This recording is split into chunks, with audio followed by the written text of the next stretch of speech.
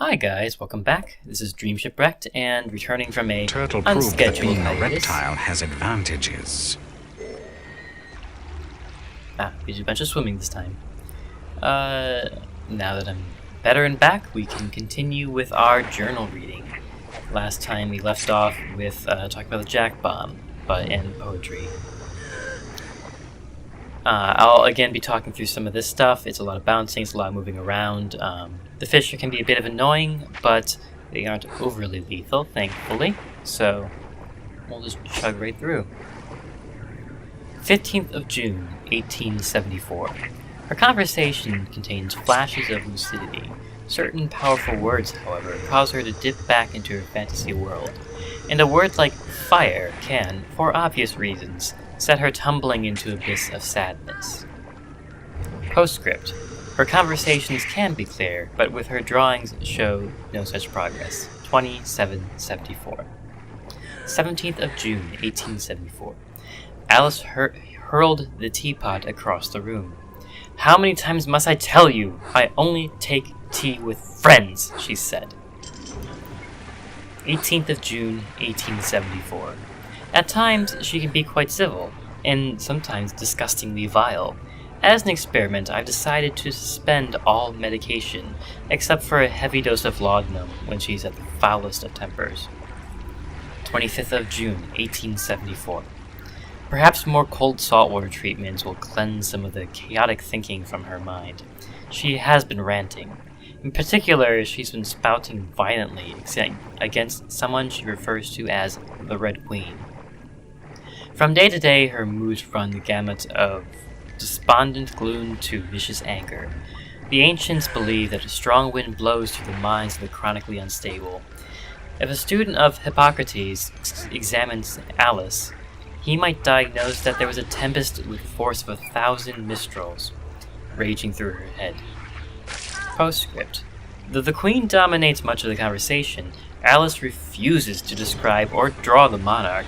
Her anger, though, knows no limit when she talks about what she'd like to do to the Queen. 2774. 19th of July, 1874.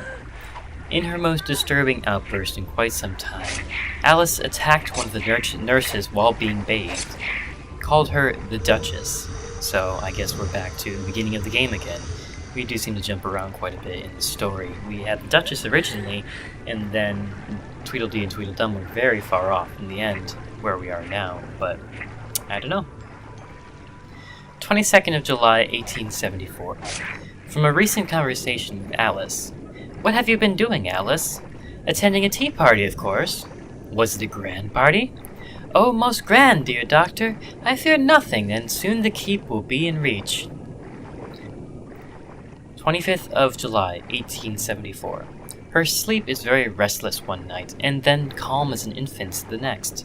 She's become consistently unpredictable. 27th of July, 1874. Alice delivered another verse to her puzzling rhyme.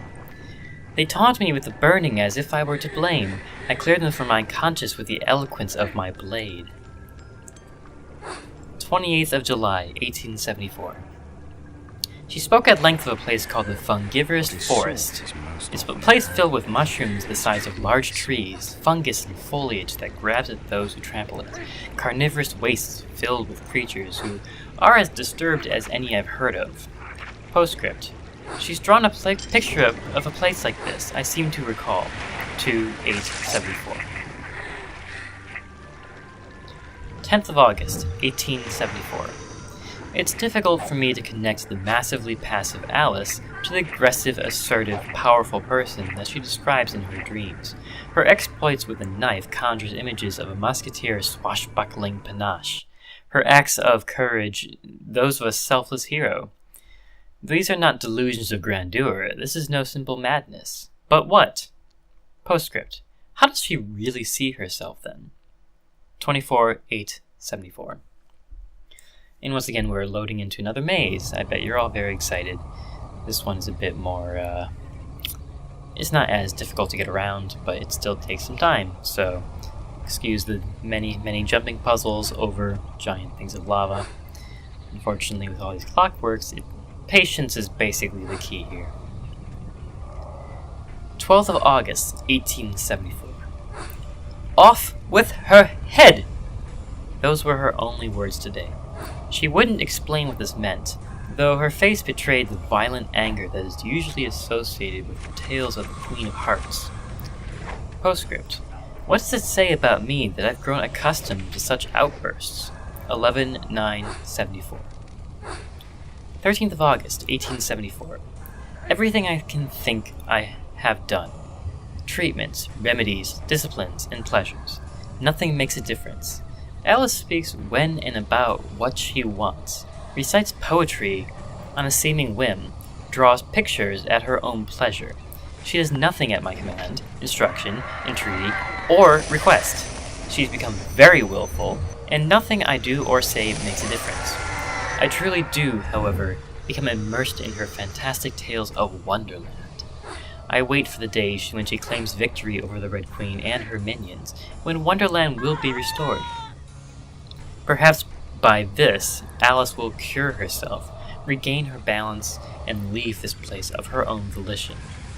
Sometimes she seems to be so close, but at other times I'm certain it will never happen, and she'll spend the rest of her life housed behind Rutledge's gaunt brown walls. With me. 24th of August, 1874. One last odd entry here in the list I see. If it's my keen invention you'd like to destroy, I'll withstand your best shot. I've got the right toy. That's pretty ominous there. So yeah, that is the book of the doctor who tried to heal Alice of her madness. I think I'll go ahead and read the ending document once I can actually get it up and going. Give me 1 second, everyone. Here again, we're just plowing through. Thankfully, I haven't run into any game-breaking bugs like I had previously, so that's a good thing. And if I did, I cheated my way through them and I cut them out so you guys don't have to look at them. This is a letter. It's pretty long, written by Dr. Hieronymus Q. Wilson, which was the doctor, to his friend George. Thank you to the guys at Wikia, the eponymous wiki people, for putting this together.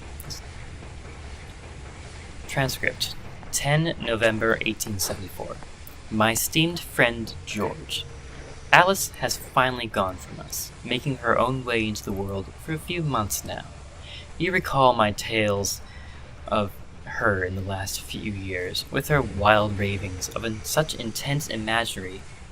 While I find a vague attraction and concern for the girl, she is still prone to fits of deep, untouchable depression and near catatonia.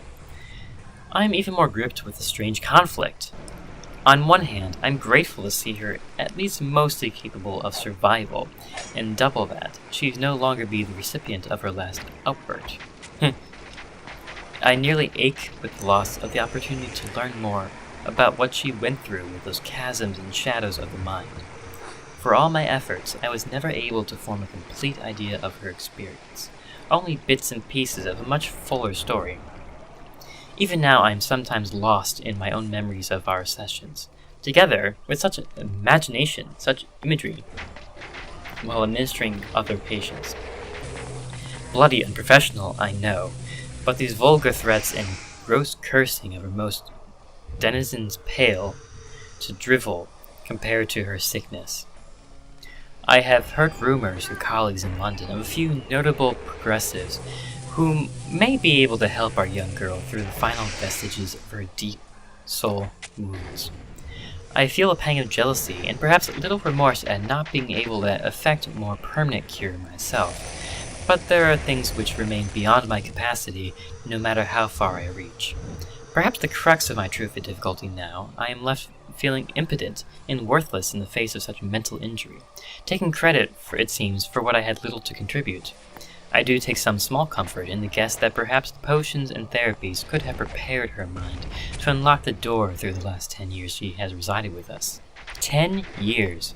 Can you imagine, George, being in any place for 10 years, here in the twofold darkness, once in the cell again in the mind for so long? But the fight must go on, and without the likes of us to minister to these poor lost souls, there would be no one to protect them, to protect others. To answer your questions about your last correspondence, no, I have not seen the cat. You were quite right, the beast bore a remarkable similarity to the one depicted in the sketches, though again I can assure you is quite unconscious of the cat's presence at any point. Perhaps there's another deeper force at work in her seeming connection to it. Give my regards to the scoundrel, Charcot, and send my love to Marie and the boys. It may be time for me to take advantage of your offer for a holiday from Rutledge, though I'm not sure when I'll be able to get away. It seems there's been a steady increase with admissions of late, and my nurses are stretched exceedingly thin.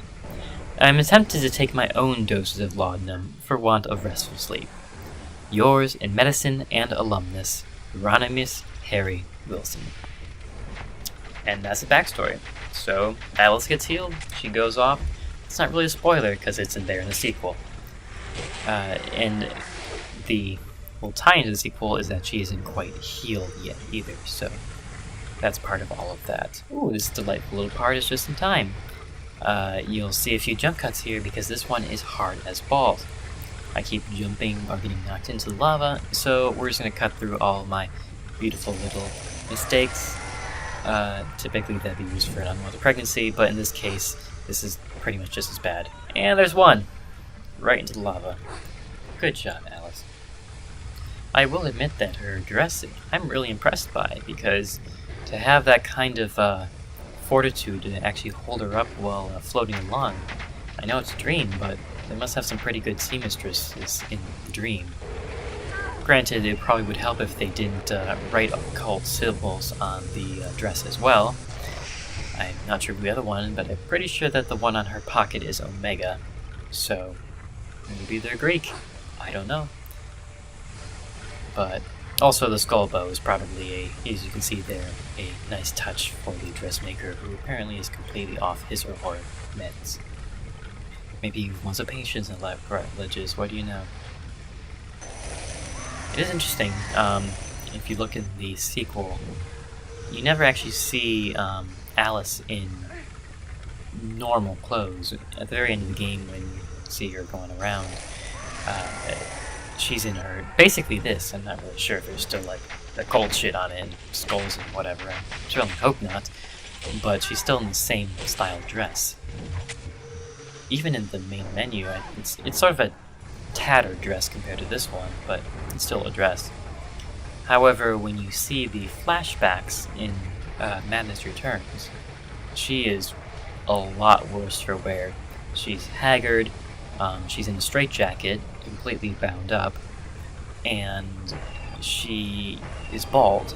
I assume from the trepanning treatments that she's been given.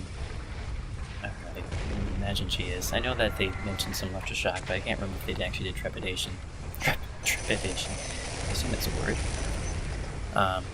Oh, and there's a second death. Good night, sweet Alice.